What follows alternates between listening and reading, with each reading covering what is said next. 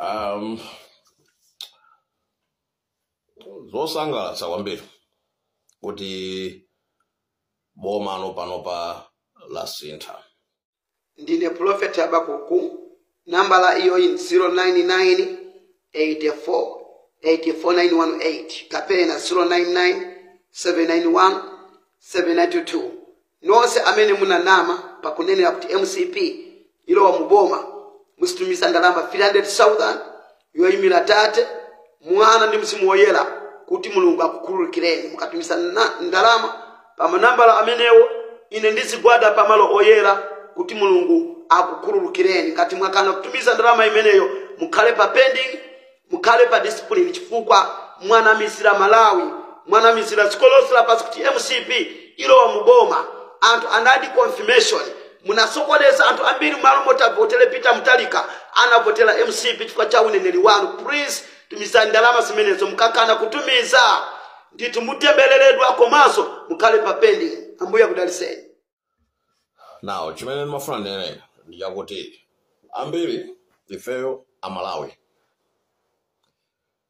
timasangalala tikaona kuti president uja amalawitsa zinthu uja wachoka, ndipo pabwera president wina. Ngati pakali panopa ndikudziwa kuti Malawi wina aliyense ali wosangalala. Kusangalala kumene Malawi akusangalala panopako ndikusangalala kwakuti chakwera ndi gulu lake la anthu akuba, chakwera ndi gulu lake la anthu akupha lapita. Chinali chinthu chowawa kumuona chakwera kugwiritsa ntchito mphamvu ya president ndikumapha anthu kuphatikiza vice president wake. Chinthu chomvetsa chisoni kwambiri, chochititsa manyazi. Amene ineyo ngati Malawi ndimachita manyazi ndikamakumbukira kuti Saulos Chilima anamenya nkhondo, koma akukamupha chifukwa cha nsanje, chifukwa choti munthu uja anthu amankonda, chifukwa naye ndi popularity. Ine ndimaona ngati akamupha Chilima mwina awinanso ma elections, komayi amupha munthu ma elections iso kuluza. Zachidziwikire kuti plani yawo sinaende. Ndipo pano boma lija la sintha. Pabwerano Adadi. Ambiri samadziwa, but Adadi ndine timacheza. I respect that man. Ndimankonda ngati munthu. And ndi munthu mmodzi amene kwa ineyo ndimaona ngati mwina nthawi yopuma ndinoyo, kuti mwina ena apitirize. Koma ngati munthu akunena kuti ine ndi mphamvube, tiyeni titani timuthandize tigwire naye ntchito. Koma chimene ndimafuna ndinene ndiyakuti anthu inu aku DPP mene anthu akupatsirani mandate iyi ndi mandate ya mphamvu kuposa zipani zambiri zambuyo. Mukati muonetsetse mavoti mene amayendera mbuyo, DPP atenga mavoti opsa kwambiri. Panopa chakwera uja mudzimuyamika kuti chakwera Nyasa, mwina na Nyasa chakwera kuja kwapangitsa anthu apeze solace to President Peter Mutharika.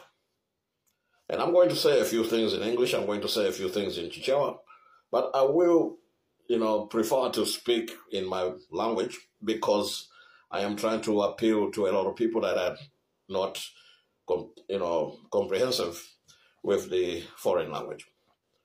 Then you may find in India kuti tatengani mandate imene akupatsa na Malawi, tayigwiritseni ntchito mofunikira moyenekera mwake. Tayambani ma projects akuluakulu. Anthu aku DPP, mu DPP muli anthu anzeru kwambiri. Tapangani issue ma systems zokuti kukhale ma projects othandiza opanga create zintchito. Tadeni tiyambeni ma computer system, tiyambe ma metro system ma cities athu Lilongwe, Zuzu, Blantyre, Zomba, Mangochi. Ma computer system amenewa ndamene abweretsa chitukuko. tapanga ni negotiate ndi Tanzania mangani railway mpaka na ku Dar es Salaam zimene zija uzibwesa mtengatenga ndi mtokoma tapanga negotiate ndi Zambia menyani railway mpaka na Lusaka mtengatenga umene cha pangani negotiate ndi Mozambique. Realize Bingo's dream instead ngati muona ngati kumenya haba ija ndizokanika pangani railway mpaka na Beira mpaka na Maputo. Negotiate with Zimbabwe, South Africa. Let us create a network that will bring businesses to Malawi. Tamanga ni manyumba anthu. Project amanyumba ndi mene ili economy yati ya Malawi. Panopa kubangula kujapeza golide. Tapanga ni cordon malo aja. Mukapanga cordon malo aja. Mubweretse anthu amene ali apange bid ma licenses ayambe kupanga mining. Mining yake kale 50-50. Investor 50, national Malawian people 50. Ino mutenge ndalama za mining zija yambani kumanga manyumba anthu kumwera. Yambani kumanga manyumba anthu kumulanje, Tyolo, Zomba, Mangochi. Chimodzimodzinso kuzimba, kuli golide ambirimbiri. Perekani ma licenses wa anthu umene kuchena. Mine that gold. Take part of the gold, back it up to our economic reserve bank. So that Malawi currently the economy yopangidwa back in the golide. Pakali panotu economy yathu is not backed by golide. That is why azungu amatha kuimba phone ndikulina kuti pangani devalue. Chifukwa chakuti ndalama yathu yakwacha ilibe support.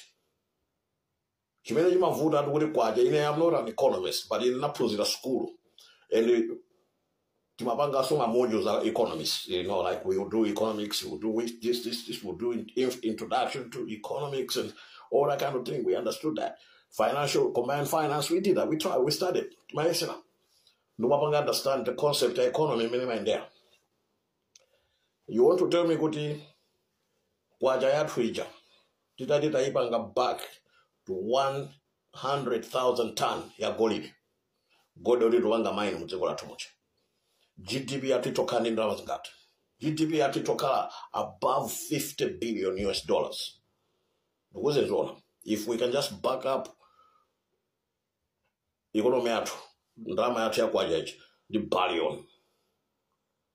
Ndekuti GDP yathu daika kali stable pa, let's say $20 billion. Pakali panopa GDP yathu fluctuates above $6 billion to $5 billion. That's why the richest man in Malawi sangakale above $1 billion. Muntu olemera pa Malawi pose sanga pose GDP ya dziko. Ndekuti unama. Manu says, koma ifedu ni magoli dachi. Tatengani tapangani push gold uja, mining gold, diamonds, mamino zosiyana koma gold mine. Mukapanga mine gold. Let's say you have even 10,000 tons of gold. 10,000 tons of gold, mbange back up dollar ya Twitter to gold. You don't need IMF. Ndekuti muzipanga trade within Malawi. Ndikupanga initiate my projects within Malawi. Kupanga extract drama within Malawi. And finance budget yathu ya dziko within Malawi from what we have sourced out locally. These are basic economic principles.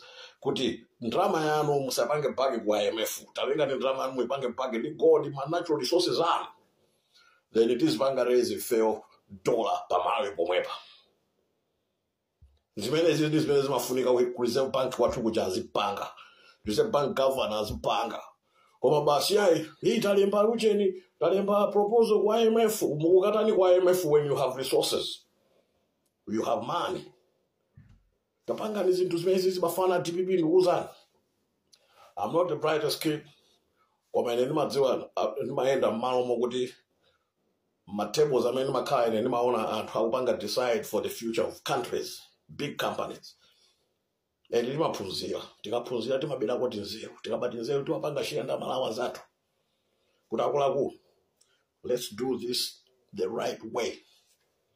Tidati feel tapanga things the right way yabwana. Sitingama pempeso ma World Bank yai. zipatala zija akati kukufunika chipatala kuzimba timanga fe chipatala ndi God billion watu hapa Malawi umango panga issue SBLC within Malawi, monetize it within Malawi, mukatero mwamanga zipatala 10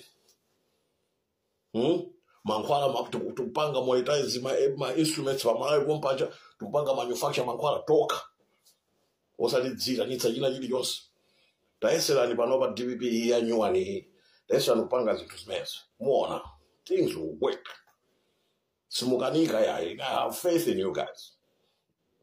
Salute. Adadi!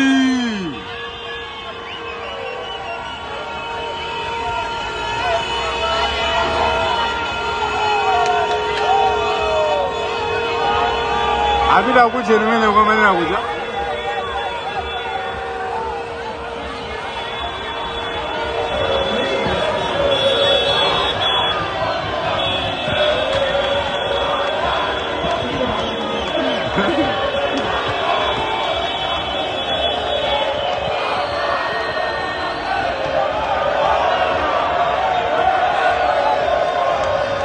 Mawina rasa gedi.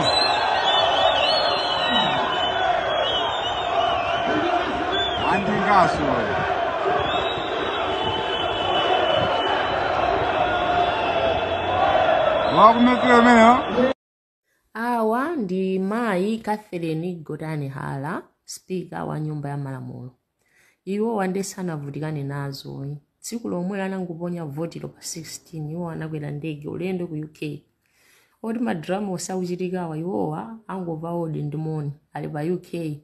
Chete yetu komano ubwino wake iwowa mapictures yawo sanafufute makaka awo a MCP akadali kupeji kwa ukonko sadachite ngati mmene achitira avera kantukule ndiyesa iwowa ali nawo limodzi ochakwerawo sadawasiye yetu kutengera anzathu amene akafere Godani simukwadziwa ndi ameniwa apa atavala makaka awo a MCP aboso basi tunda bodyguard choncho amenewa akadali pano akanali ku UK tukuzani tu iyo ndi free station ya Chimwendo Banda iyo yatekedwayo ono ogulitsa aja bali bebo Chimwendo Banda free station yake yatekedwa ndi inu koyo ogulitsa mafuta balibi mukhaora mona nyekwe ulendo kende nuno nyekwe wachifyente 1 feet